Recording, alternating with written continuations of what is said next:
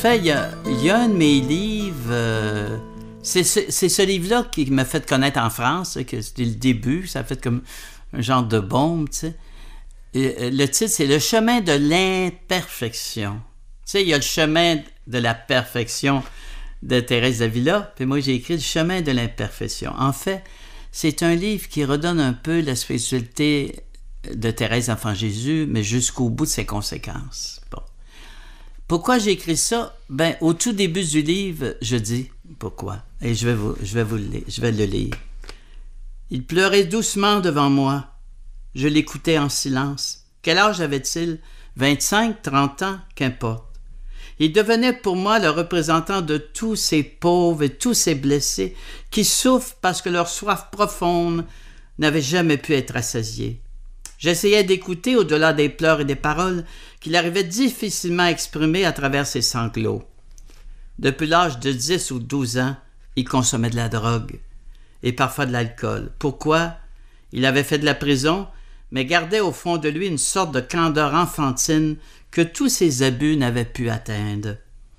Il a toujours prié malgré tout Thérèse l'Enfant Jésus, affirme-t-il. Elle l'a déjà visité dans sa cellule. Que dire? Comment discerner? Je ne dis rien. Je l'écoute. Et voilà qu'en pleurant, il me dit que jeune adolescent, il aspirait devenir un saint. Je le regarde, ses yeux brillent à travers ses larmes, et devant ce visage ravagé d'enfants blessés, une question surgit en moi, lancinante. Cet homme peut-il, sans nécessairement guérir complètement de son problème, cheminer vers la sainteté? Malgré sa blessure et sa pauvreté, peut-il devenir un saint? Et le livre est écrit pour dire oui. Et tous les chapitres, ça rappelle que le cheminement des pauvres, et je raconte aussi quelque chose qui est arrivé quand j'étais jeune. Mon père est un homme qui était évangélique, qui a marqué ma vie. Puis en même temps, il y avait une faiblesse un peu au niveau de l'alcool. Bon, il n'était pas tout le temps ivre, mais les fins de semaine, souvent, ça y arrivait. Et un jour, je suis dans la cuisine avec ma mère et mon père. Quand il était chaud, comme on dit, il priait. Alors, à un moment donné, je suis dans la cuisine avec ma mère et mon père est couché. Puis là, on entend « Mon Jésus, miséricorde! » Et là, ma mère me regarde, on dit « Papa est pacté. » Eh bien, je vais te dire de quoi. Mon père est mort comme un saint. Il a tout offert ses souffrances pour que je devienne un prêtre. Et puis, il m'arrive des fois, à la chapelle, de redire l'invocation de mon Père, « Mon Jésus, miséricorde. » Et un jour, il n'a pas assisté à mon ordination parce qu'il était déjà décédé. Mais un jour, ça m'est venu, en dedans de moi, c'est pas une parole, en tout cas, c'est difficile d'expliquer, là, quelque chose qui me disait, « André, tu te souviens quand tu riais parce que ton Père disait, « Mon Jésus, miséricorde. » Eh bien, ton Père, c'est une vraie prière qu'il faisait. Et c'est peut-être à cause de la prière de ton Père que parfois on dit, on t'appelle un peu prêtre de miséricorde parfois, et c'est peut-être à cause de la prière de ton Père quand il était pacté. Ça a marqué ma vie. Parce que mon Père avait une charité extraordinaire, et je suis certain qu'il est au ciel. Et quand tu dis, là, à la fin de sa vie, il refusait la morphine parce qu'il voulait tout offrir en cours. Ça. Je ne dis pas qu'il faut faire ça, là, mais lui, il l'a fait. Il offrait tout pour moi. Puis, il ne parlait plus, il s'est forcé pour me dire sur son lit de mort, « André, sois certain que tu vas devenir prêtre. » Ça a pris 8 ans après sa mort. Hein? Alors, ce livre, je pense, parce qu'on s'est fait une fausse idée de la sainteté. Des fois, je dis ceci, on a présenté la sainteté comme une, je sais pas, mais on escalade une espèce d'échelle, tu sais, puis en haut de l'échelle de nos vertus, on est saint. Et moi, je dis, c'est sûr que l'échelle un peu des 7 demeures de Thérèse d'Avila, toutes les étapes de Saint-Jean-de-la-Croix, hein, la montée du Carmel. Mais je dis des fois, savez-vous ce qu'il faut faire? La sainteté, il faut prendre l'échelle comme ça, il faut la tourner à l'envers. Et la vraie sainteté, c'est au fond de notre pauvreté. Et c'est un peu ce que je développe, la sainteté des pauvres, la sainteté par la descente dans nos blessures, l'acceptation. Il y a des, vous savez, aujourd'hui, c'est la mode d'aller faire des fins de semaine. Je ne suis pas contre ça directement, mais à un moment donné, là, il y a une partie, il faut accepter nos blessures. On ne peut pas être guéri de tout. Je pense pas qu'il aurait dit au curé d'Ars, vous avez été bien marqué jeune, il faudra faire une thérapie, il faudra faire une... Il y a des choses qu'il faut accepter. Bon, je dis pas qu'il faut pas se faire aider, on peut se faire aider, on peut le faire, mais à un moment donné, tu dis, ben ça là, c'est mon tempérament, je vais rester avec ces blessures toute ma vie et je vais me sanctifier à travers ces blessures et ces pauvretés. Le grand danger, c'est de faut pas aussi oh, je suis un pauvre qui a tellement souffert. Tu sais. Ça, il faut faire attention. Faut pas, comme on dit en anglais, je trouve ça mieux, la self-pity, là, tu sais, l'apitoiement sur soi-même, il faut faire attention. Il faut partir de nos pauvretés et c'est ça qui nous amène à la compassion envers les autres. Si je suis blessé, j'ai certaines blessures et toute ma vie, je lutte contre ça, mais je comprends que mon frère ou ma sœur a ses blessures à lui et je dois accepter. Hein? Thérèse d'Enfant Jésus disait « Célène, il faut aimer doucement ses misères. » Mais si il faut aimer doucement ses misères, il faut essayer d'aimer doucement les misères de nos frères et sœurs aussi. Ça, c'est un peu ce livre, Le chemin de la perfection, qui a fait beaucoup de bien.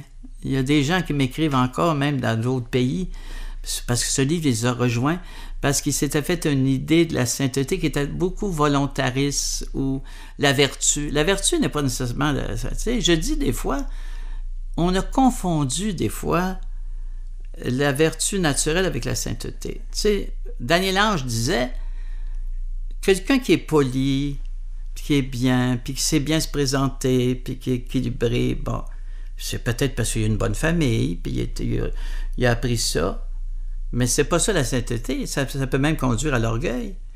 Quelqu'un qui est très blessé, puis malgré ses blessures, des fois, il est pas patient, puis tout ça, mais il le regrette, puis il recommence, puis tout ça, mais il chemine vers la sainteté.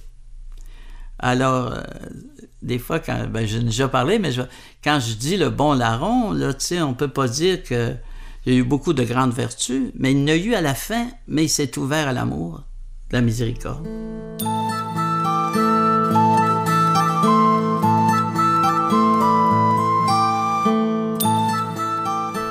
Au chapitre 5, je vais citer un petit passage. « Descendre dans la nuit.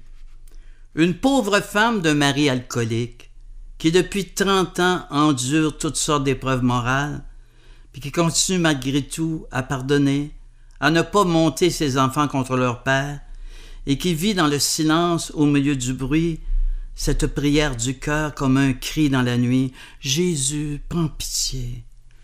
Cette femme n'est-elle pas sur le chemin de la petite voie de la sainteté des pauvres? Ne rejoint-elle pas les nuits de la carmélite et des mystiques? Descendue au plus bas de l'échelle aux yeux du monde, ridiculisée par tous, incomprise, elle passe sans même le savoir les grandes nuits de Jean de la Croix. Elle se pense loin de Dieu. Elle se pense au plus bas, très loin de ces grandes âmes en haut, qu'elle côtoie parfois et qui parlent si bien de leur vie spirituelle. Saint Jean de la Croix nous dit « En descendant ainsi dans la nuit des sécheresses et du vide, l'âme acquiert l'humilité spirituelle, qui est la vertu opposée à l'orgueil spirituel. L'âme, se voyant aride et misérable, ne pense pas qu'elle est plus parfaite que les autres, qu'elle les devance. Sa misère seule l'occupe, et elle voit les biens de son âme tellement taris qu'il lui est impossible d'en parler. » Dans la nuit obscure, au chapitre 12.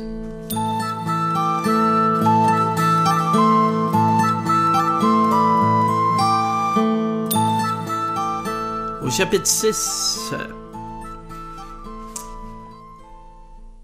c'est un aspect primordial, l'évangélisation des pauvres. Car Jésus en a fait le cœur de son ministère. Allez rapporter à Jean ce que vous avez vu et entendu. Les aveugles recouvrent la vue, les boiteux marchent, les lépreux sont purifiés. Les sourds entendent, les morts ressuscitent, Et la bonne nouvelle est annoncée aux pauvres. Luc 7, 22. Cette bonne nouvelle doit être annoncée aux pauvres par des pauvres de cœur, par des apôtres au cœur d'enfants. Comme l'écrivait si bien Marc Donzé, nous devrions nous interroger aussi sur nos moyens d'action pastorale. Ne recherchons-nous pas trop souvent des moyens trop élaborés, trop parfaits, trop efficaces, des moyens trop riches en somme? N'avons-nous pas des structures trop nombreuses, trop compliquées, trop sécurisantes que nous nous acharnons à faire vivre? Jésus n'avait que la vraie parole et la force du rayonnement de sa personne. Nous constatons que le pauvre est souvent mal à l'aise dans la vie de l'Église parce que notre langage est trop compliqué, nos exigences pastorales incompréhensibles pour lui et notre aide plus paternaliste qu'aimante.